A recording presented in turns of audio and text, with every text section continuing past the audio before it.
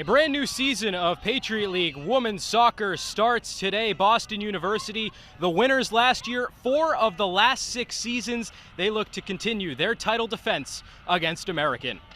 And we welcome you to the beautiful Nickerson Field in Boston, Massachusetts, alongside Akshay Vadvani. I'm Anthony Mazzini. Akshay, it's been really a tale of two teams recently in the Patriot League. Boston University, again tabbed as the favorite in the conference. American lags behind a little bit.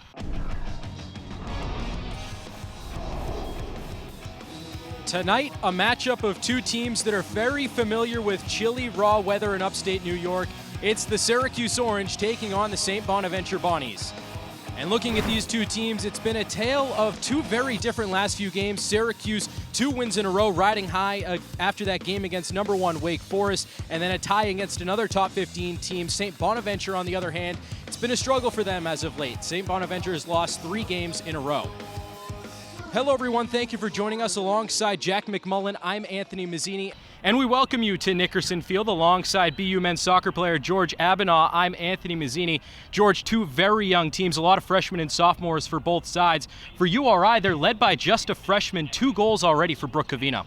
Coach, when we talked to you earlier this week, you said one thing you wanted to do and improve on in this game was possession in the attacking third. Your team has done a good job so far, obviously with 1 goal, and you seem to be getting a few shots on net. Have you been impressed through these first 20 minutes or so? It's been better. It's been better. For ACC on ESPN Halftime Report, Anthony Mazzini, Jackson Agello, and yeah, this score is 0-0, but Jackson, it was really Syracuse who controlled for most of that half. A lot of possession and most of the scoring opportunities. That's what the Orange wants to do. Jack, it's getting a little bit chilly. We're starting to see our breath a little bit, but one thing that wasn't cold tonight was the Syracuse offense, specifically Tajon Buchanan. 3 more goals for the sophomore. Out wide to Goltar.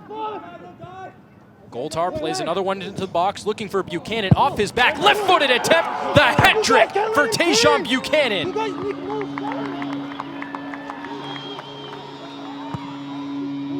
Talk about control from the SU's sophomore, and the off-footed finish, it's 5-0 Orange. Promising attack here for Oswald, and she has the equalizer.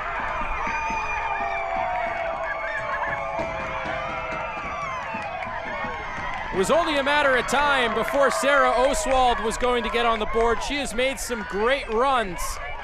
Opportunity in the box for Syracuse. De La Forza shot on, and a goal for the Orange!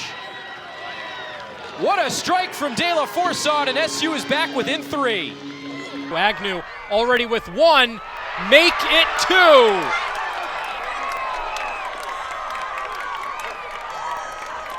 Princeton with the equalizer just moments ago. Murphy Agnew says, I want the lead back. UNC 2 for 3 on penalty kicks this season. Taylor Otto to take it. And a save from Harris. Goltar outside the box slips a little bit, but still is able to stay on the ball. Ends up to the feet of Ricks. Ricks, a shot and a kick saved by Ika Bellis. Now cutting it right back in. Through ball again behind the Syracuse defense. Here's Rankin. Rankin with Harris. Shot. Goal. 4-1 NC State. Starts out from the back from Kent State. Holmes plays it. Katz. Shot on. Off the crossbar and in. Kent State wins. And Isabel Mahale scores both of them. How about that? And Jack, when you look at these two teams, a lot of players from all around the world. We were just talking about some players from Africa for St. Bonaventure, but really looking at these two teams as a whole, a lot of international talent. And you were just mentioning how it's good to own New York for Syracuse, but both coaches really go far and beyond just the borders of the United States to get some top players. Both these teams have guys from Central New York because they're Central New York schools, but the ability to bring in talent from all around the world. You see the Ghana and the Nigeria on the Bonaventure side, and of course Ian McIntyre has had his fair share of the Scandinavian player on his team sheet today. There's so much to say about the recruiting power of these two coaches. Overall, 11 countries represented among these two teams. A shot sails high and wide. Hilpert just let it sail over the crossbar. Jacob Dyke with the attempt.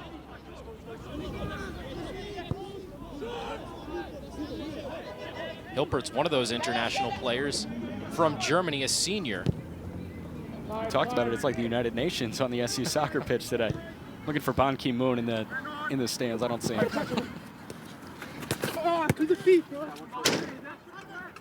Over the touchline, throw in for Syracuse.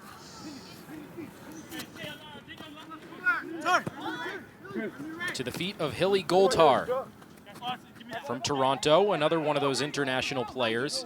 Really up and down the lineup, every time a player touches the ball, you could look and say they could be from outside the United States. Just so many, as we mentioned, 11 countries. Well, Goldhar, a Canadian. Syracuse has a lot of Ontario natives as well. I mean, Tejan's from Brampton, Ontario. Hilly from Toronto. Fulcar into the box, looking for Buchanan. Goldhar to clean it up. Syracuse trying to play another ball into the box. Good defense from St. Bonaventure so far. Goldhar trying to win the ball back. He does temporarily, and now the Bonnies take it away. But not for long. Del Hamel wins it back in the midfield. And now all the way back to Miller.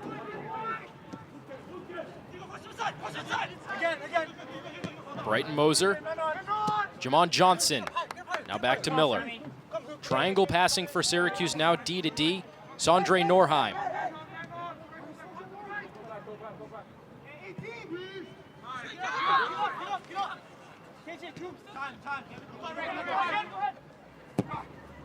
A lot of chatter among these two teams. Great communication is key.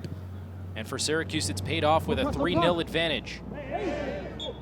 Goldhar going in hard, trying to win possession for Syracuse, and he earns a free kick. Shane Magaris getting some criticism from St. Bonaventure defender Nicolo Bonsa, but to no avail. Syracuse with a dangerous attempt here.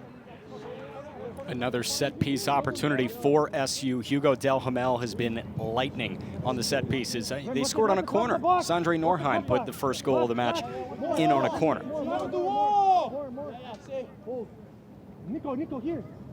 Dangerous location. Del Hamel to take it. Syracuse loads the box. Hard drive in. Bouncing ball in the box. Miller trying to tap it down, but Bonaventure sends it out of play. Miller tried to chop it down with the backside of his foot. It was a no-go from him. Tejan Buchanan looking limber again. Maybe searching for number 3. So far, relatively even in second half shots. Syracuse hasn't come out like a house of fire like they did in the first half. Brighton Moser to take the throw deep in the attacking third for Syracuse. Fulcar, 1-2 looking for Rubio. Goes to Frederick Hansen. Hansen has to play it back to Ika Bellis. Buchanan there threatening, and Ika Bellis has to quickly boot it out of play.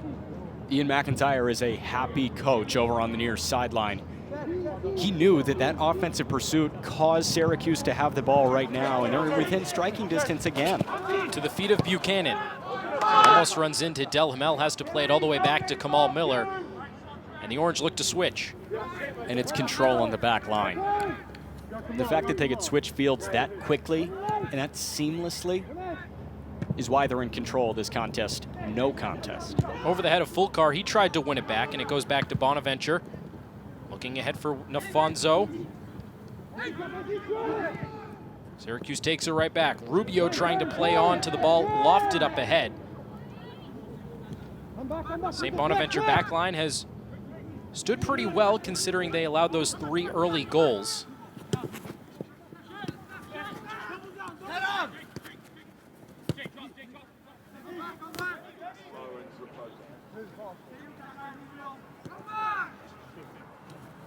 Here's Shea Curry trying to win a one-on-one battle against Del Hamel. And Del Hamel wins it, forcing Curry to just play it towards the corner. Nobody there for St. Bonaventure. And one apparent difference between these two teams right now, we were just complimenting Syracuse for attacking the ball when it goes back to the goalie, Ika Bellis. We're not seeing that from St. Bonaventure, Jack. We're not seeing that much at all. And I think that's because Syracuse's defensive line is just so stout. And they've been doing that so far today.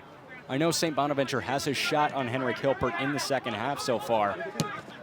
And you hope that the Syracuse offense doesn't go lethargic in this half. It really doesn't give the vibe that it will. A shot from distance from Jamon Johnson, not even close. Goes out for a goal kick. Stepping aside from Syracuse men's soccer, our next Syracuse women's field hockey telecast on the ACC Network Extra is this Friday, October 19th. The Orange battle Louisville. Game time is 7 p.m. and you can follow the Orange all season long on ACC Network Extra.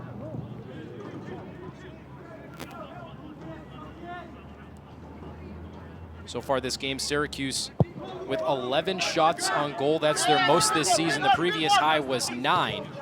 And it's paid off with 3 goals for Syracuse. Rubio wins a header. And Buchanan wins a 50-50 ball, trying to keep it in along the touchline. Hansen there first for St. Bonaventure. Back to Isaiah Wilson. Wilson nowhere to go. Rubio, relentless pressure, and forces a turnover. Syracuse playing with a different level of energy here, Jack. It's utter domination. That's what that is. Lucas Rubio is a relatively inexperienced attacking midfielder, putting the defensive pressure on Isaiah Wilson, who is a senior. Lucas Rubio played just 1 minute in that game against Louisville.